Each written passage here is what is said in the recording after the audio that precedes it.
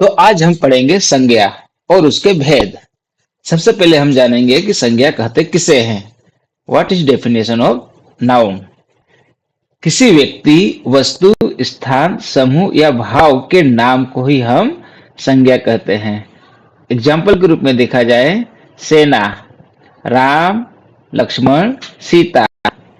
सोना, दूध, बिल्ली। ये सब क्या है? संज्ञा, क्योंकि इन सब का कुछ न कुछ एक नाम है, इसलिए इन सभी चीजों को हम संज्ञा कहते हैं। संज्ञा के कुल 5 भेद होते हैं। व्यक्तिवाचक संज्ञा, जातिवाचक संज्ञा, भाववाचक संज्ञा, समूहवाचक संज्ञा और द्रव्यवाचक संज्ञा।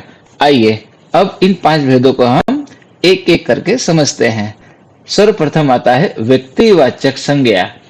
अब व्यक्तिवाचक संज्ञा कहते किसे हैं कि जिस शब्द से किसी खास व्यक्ति या स्थान या उस वस्तु के नाम का पता चलता हो, बस उससे ही हम व्यक्तिवाचक संज्ञा कहते हैं। फॉर एग्जाम्पल, मैं कल दिल्ली से गुजरात जा रही हूं। अब आप देख सकते हो यहाँ पे कि दिल्ली और गुजरात यह एक प्रॉपर स्टेट का नाम है, राज्य का नाम है, इसलिए इसे व्यक्तिवाचक संज्ञा कहते हैं। मेरी दादी रोज रामायण पढ़ती है। अब ये रामायण क्या है? एक पुस्तक का नाम है, एक धार्मिक ग्रंथ है, अतः इसे हम व्यक्तिवाचक संज्ञा के रूप में जानते हैं। गंगा सबसे पवित्र नदी है। अब गंगा एक नदी का नाम है, इसलिए इसे व्यक्तिवाचक संज्ञा कहते हैं। सचिन तेंदुलकर सबसे महान बल्लेबाज है। अब देखिए यहाँ पे एक व्यक्ति का नाम है जो सबसे बड़ा खिलाड़ी है, सचिन तेंदुलकर, अतः यह व्यक्तिवाचक संज्ञा बनता है। अमिताभ बच्चन फिल्मी दुनिया में बिग बॉस है। अब देखिए अमिताभ बच्चन ये एक्टर का नाम है, इसलिए यह व्यक्तिवाचक संज्ञा बनता है। तो हमने देखा यहाँ पे चाहे दिल्ली हो, गुजरात हो, रामायण हो, गंगा हो, सचिन तेंदुलकर हो या अमिताभ बच्चन हो, ये सब किसी व्यक्ति के, किसी स्थान के, किसी वस्तु का नाम है, अतः इन्हें हम व्यक्तिवाचक संज्ञा के रूप में जानते हैं। नंबर 2, जातिवाचक संज्ञा। वह संज्ञा जो किसी जाति, वर्ग या समूह के सभी सदस्यों के लिए समान रूप से प्रयुक्त होती हो, उसे हम जातिवाचक संज्ञा कहते हैं। उदाहरण के रूप में देखा जाए, बच्चे भगवान का रूप होते हैं। यहाँ पे देखिए एक नाम नहीं दिया गया है, क्या बताया गया है? बच्चे, अर्थात यह जातिवाचक संज्ञा बनती है। शेर जंगल का राजा होता है। अब शेर यह एक प्राणी है, नाम नहीं है, एक प्राणी है, उसकी पहचान है, इसलिए यह जातिवाचक संज्ञा बनता है। बिल्ली को जानवरों की मौसी कहा जाता है। अब बिल्ली यह भी एक जानवर है, एक प्राणी है, अतः इसे जातिवाचक संज्ञा कहेंगे। गाय का दूध मीठा होता है। अब गाय क्या है? गाय यह एक प्राणी है, एक जाति बताई गई है, इसलिए यह जातिवाचक संज्ञा बनती है।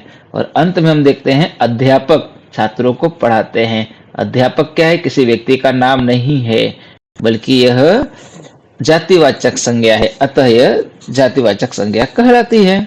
नंबर 3, भाववाचक संज्ञा।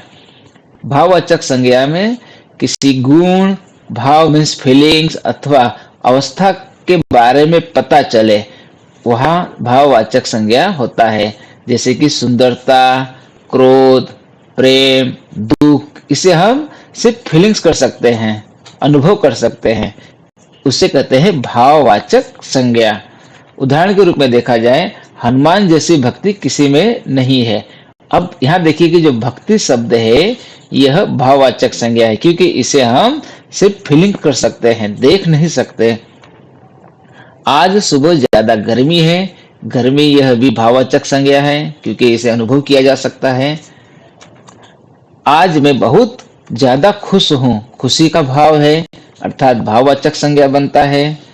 माता पिता अपने बच्चों से बहुत प्यार करते हैं। आप देख सकते हो कि प्यार यह सिर्फ हम उसे एहसास कर सकते हैं, उसकी फीलिंग्स कर सकते हैं, उसे देख नहीं सकते, अर्थात यह भाववाचक संज्ञा बनती है। और अंत में मैं तुमसे बहुत गुस्सा हूं, यहाँ आप देख सकते हैं कि गुस्से का भाव है, अतः यह भाववाचक संज्ञा बनती है। नंबर 4, समूहवाचक संज्ञा। वह संज्ञा जो व्यक्तियों या वस्तुओं के समूह के बारे में बताता हो, ग्रुप के बारे में।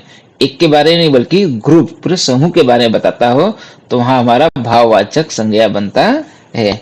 फॉर एग्जाम्पल, मेरे गांव में मेला लगा है। अब मेला देखिए, कोई एक व्यक्ति तो जाएगा नहीं, वहां तो बहुत से लोग होंगे, अर्थात यह मेरे गांव में मेला लगा है। मेला शब्द आपका समूहवाचक संज्ञा बनता है। मेरी कक्षा में बच्चे घूमने जा रहे हैं। अब देखिए, कक्षा शब्द है, एक विद्यार्थी के या एक बच्चे के लिए कक्षा होती नहीं है, कक्षा के लिए बहुत सारे बच्चे होते हैं, अतः यह कक्षा शब्द हमारा समूहवाचक संज्ञा कहलाता है। इस बार मैं छुट्टियों में परिवार के साथ घूमने जा रहा हूँ। परिवार किसी एक व्यक्ति का नहीं होता है, परिवार में कम से कम 2 अथवा 2 से ज्यादा सदस्य होते हैं, इसलिए यह समूहवाचक संज्ञा कहलाती है। अंगूर गुच्छे में ही आते हैं। अंगूरों का जो गुच्छा होता है उसमें एक अंगूर नहीं होता, बहुत सारे अनगिनत अंगूर होते हैं, अतः जो गुच्छे शब्द हैं, चाबियों का गुच्छा, अंगूरों का गुच्छा, ये सब हमारे समूहवाचक संज्ञा बनते हैं। और अंत में, जादूगर का शो देखने के लिए बहुत भीड़ थी। अब भीड़ शब्द है, एक आदमी से कभी भीड़ नहीं होती है, जब एक से ज्यादा 2 से ज्यादा लोग होते हैं तब वहां हमारा भीड़ आता है, तो समूह बनता है, इसलिए यह समूहवाचक संज्ञा कहलाती है। नंबर 5, द्रव्यवाचक संज्ञा।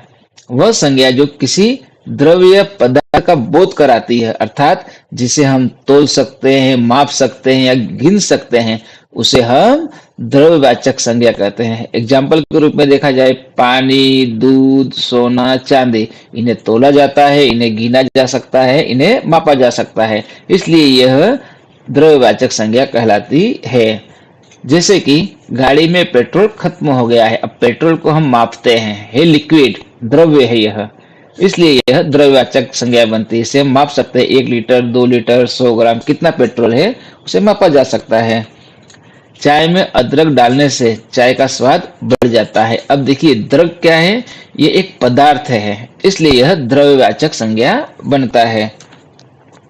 मैं सब्जी लेकर आया हूं। अब देखिए, मैं सब्जी क्या है, यह एक पदार्थ का नाम है, वेजिटेबल्स है, इसलिए यह द्रव्यवाचक संज्ञा बनती है। चांदी के आभूषण बहुत सुंदर होते हैं। आभूषण में ज्वेलरी, गहने, गहने भी हम इसे गिन सकते हैं, 1 गहना, 2 गहना, कितना है, अतः यह एक पदार्थ है, इसलिए इसे हम द्रव्यवाचक संज्ञा कहते हैं। और अंत में, सुबह उठते ही गर्म पानी पीना चाहिए। अब पानी, पेट्रोल, यह सब क्या है, लिक्विड है, द्रव्य है, अर्थात यह द्रव्यवाचक संज्ञा बनता है। तो अब हम मिलते हैं एक नई वीडियो के साथ।